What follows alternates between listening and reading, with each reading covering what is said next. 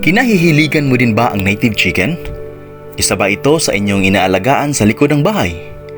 Ngunit alam mo ba ang breed ng native chicken na alaga mo? Kung hindi pa, o kaya hindi ka sigurado ay halika't pag-usapan natin ang sikat na klaseng manok ng Pilipinas o ang ating native chicken. Pero bago yan, hayaan niyo munang sabihin ko sa inyo kung paano nagsimula ang pag-aalaga natin ng mga manok dito sa Pilipinas. Ako po ulit si AJ, ang inyong wandering soul at welcome back sa aking channel.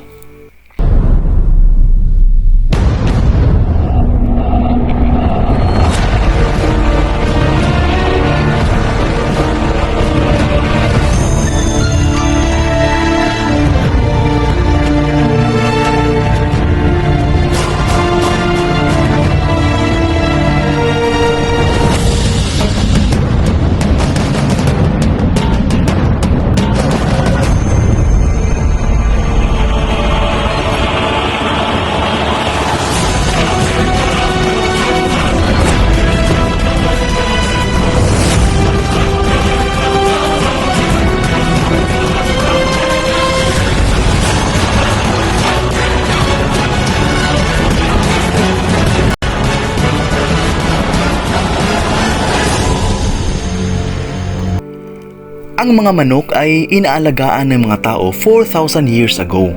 Nagkaroon ng 4 na uring ibong gubat na napiling palakihin sa panahong iyon. Sa mga ito, ang red jungle fowl or Gallus gallus ay siyang naging forerunner ng domestic chicken or Gallus domesticus, kung saan ngayon ay nahati na sa 350 na kilalang breeds. Ang Pilipinas ay isa sa mga bansa kung saan ang labuyo or wild red jungle fowl ay naninirahan.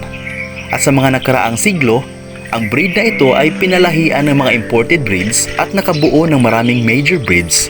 At meron pang ang maraming nakaproseso para maging genetically purified at makilala sa buong mundo. At kahit pa kalahati ng manok ng Pilipinas ay galing sa ibang bansa na napili para sa magandang tubo at kakayahang mangitlog ng marami, ang tansya pa rin ng Philippine Statistics Authority noong April 2019 na ang native chicken ay may bilang na 44% o 82.84 million sa 184.88 million na manok sa ating bansa. Sa katunayan, walang Filipino farm or backyard na kumpleto kung walang pansamantalang kawan ng manok o yung masiglang grupo ng manok na naghahanap ng mga masasarap na bulate o kaya yung mga palabang tandang na nag-aantay ng kanilang sparring session sa sabungan.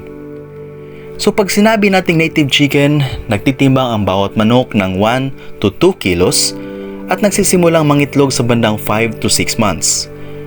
Nakakapag-produce ito ng 60 to 100 na masasarap na itlog sa buong taon at ang bawat itlog nito ay nagtitimbang ng 40 to 45 grams. Ngayon, pag-usapan natin ang pinakasikat na lahi ng native chicken sa Pilipinas. Ang unang breed na ipapakilala ko ay ang native chicken na darag. Ang lahi ng manok na ito ay nagsimula sa Panay Island ng Western Visayas, malapit sa sikat ng dalampasigan ng Boracay. Ito ay biglang sumikat sa magandang dahilan. Ang tipikal na balahibo ng tandang na tinatawag ng mga lokal na labuyo or alimbuyog ay may malalim na pulang leeg at pakpak at malalim na balahibo na may kapares na itim na buntot. Ngunit meron na ding nakitang ibang kulay nito. Ang mga inahin naman ay merong mabuhanging yellowish brown na balahibo. Ang ayos ng katawan ay dapat nakatulad ng hugis ng isang bulaklak ng saging o banana blossom. Ang hugis ng dibdib hanggang sa dulo ng lugar ng kill ay dapat na tulad ng isang pamumulaklak ng saging. Ang mga tandang ay tumitimbang ng 1.3 kilos habang ang inahin ay umaabot ng 1.1 kilos. Ang manok na darag ay pwede na i-harvest kapag ito ay 10 weeks na. Traditional at sikat na niluluto ng rehiyon bilang inasal, barbecue o ang mas sikat na Pinoy ulam na tinola. Ang kanyang karne ay natatanging malaman, smoky at mayroong malasang laman. Ang modernong darag ngayon ay higit na pare-pareho sa kulay at pattern ng balahibo nito. Pagkakasunod-sunod at sukat ng katawan, kakayahang mahulaan ng paglaki, kakayahang umangkop sa natural na kapaligiran o ang katatagan sa labis na klima at pag-uugali ng paghanap ng pagkain at iba pang mga kaugaliang nag-aambag sa kakayahang mahulaan ang paglaki. Ang mga mananaliksik ng Food and Nutrition Research Institute ng DOST na pinamunuan ni Ms. Maria Elena Fernandez ay ipinakita ang mga resulta ng pag-aaral na ang karni ng manok na darag kung luto ay naglalaman pala ng mas kaunting taba, mataas na protina, mayaman sa potassium at mayroong higit na unsaturated fatty acid. Sa ginawang pag-aaral, ang karamihan ng mga consumer type panelist ay nag-rate sa karni ng darag na niluto bilang tinola bilang isang like very much na pag-aproba sa lasa at general acceptability. So para sa mga may malasakit sa kalusugan, mga ina na nagpapasuso ng anak, o sa mga simpleng naghahanap ng natatanging panlasa sa manok, subukan ang katutubong manok na darag at alamin kung bakit ito ang pagmamataas ng Western Visayas. Ang pangalawang sikat na breed ng native chicken sa Pilipinas ay ang tinatawag na Camarines. Ang lahi ng manok na ito ay nagmula sa Bicol, partikular na sa lugar ng Camarines. Ang manok ng Camarines ay halos kapareho ng barred Plymouth Rock, ngunit nagkaiba lamang sa kulay at ito ay may isang reddish barred na balahibo. Ang Camarines ay isa sa mataas at malaking katutubong lahi ng manok kasama ang Paraukan. Bagaman ang Camarines ay mas malaki, mas matangkad at mabibigat kumpara sa iba pang mga katutubong lahi ng manok, medyo mahirap na makahanap ng purong lahing ito. Ang ilang mga grupo sa Bicol ay sumusubok na ipunan ang purong lahi ng Camarines upang mapangalagaan ang kanilang lokal na pamana ng manok. At ayon sa pag-aaral ni Director Lambio ng Institute of Animal Science ng UP Los Baños sa taong 2000, ang average na timbang ng day-old na sisiw ng Camarines ay 25.25 grams, samantalang ang average na timbang sa manok na ito na 12 weeks or 3 months ay 843 grams. Nagsisimula po na mangitlog ang Camarines simula ng kanyang 144 days o 4.8 months. At ang kadalasang timbang ng itlog ng bagong inahin ay nasa 27 grams at ito ang may pinakamaliit na itlog kumpara sa ibang native chicken breeds. Meron din naman itong 76% fertility rate. Isa pang sikat na native chicken breed sa Pilipinas ay ang tinatawag na Paraukan. Ito naman ang pinakamalaking heritage chicken breed ng Pilipinas.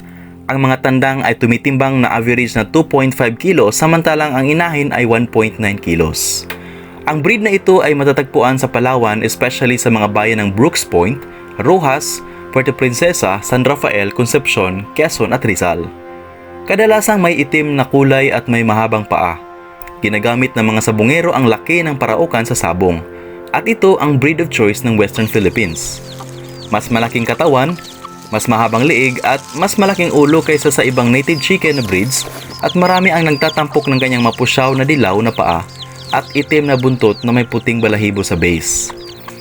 Kahit pa ito ay masarap, ang breed na ito ay tradisyonal na ginagawang fighter at hindi pagkain. Ayon naman sa pag-aaral ni Director Lambio ng Institute of Animal Science ng UP Los Baños sa taong 2000, ang average na timbang ng day-old na sisiw ng Paraukan ay 23.96 grams. Ngunit mabilis itong lumaki hanggang umabot sa average na timbang na 12 weeks or 3 months na parehas na 900 grams para sa lalaki at babae. Mas malaki kumpara sa ibang mga breeds ng native chicken. Ito ang breed na pinakamaaga na mangitlog at nagsisimula ng kanyang 119 days o 4 months. At ang kadalasang timbang ng itlog ng bagong inahin ay nasa 30 grams at may 83% fertility rate.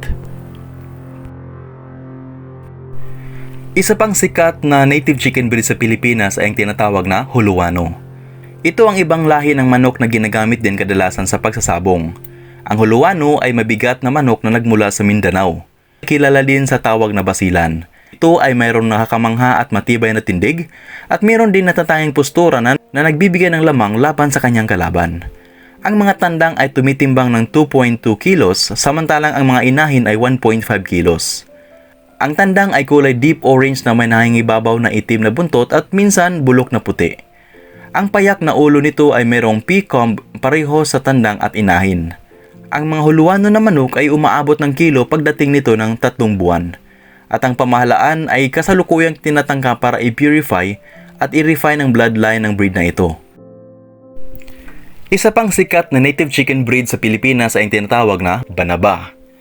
Ang banaba ay orihinal na nagagaling sa timog ng Luzon at sikat sa Batangas ayon sa pag-aaral ni Bondok sa 2008. Sa bansang kinahiligan ang sabong ng mga manok, ang lahing ito ay kilala bilang orihinal na Filipino fighting bird.